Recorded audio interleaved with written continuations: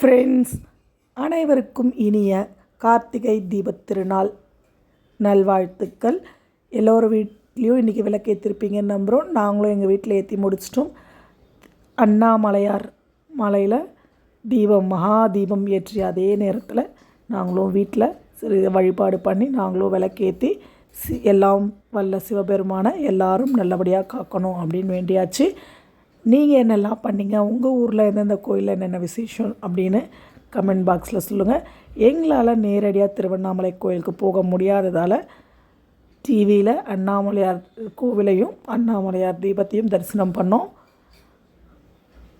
ரொம்ப மனசுக்கு மகிழ்ச்சியாக நிறைவாக விளக்கேற்றி சிவபெருமானை வழிபட்டு கோயிலுக்கும் போயிட்டு வந்தோம். ரொம்பவே சந்தோஷமாக இருந்துச்சு.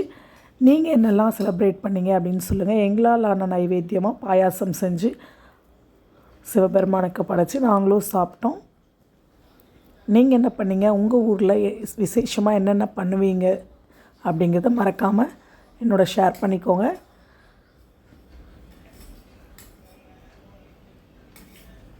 எல்லாம் சிவமயம், எங்கும் சிவமயம். மீண்டும் அடுத்த வீடியோவில் பார்க்கலாம். பாய்.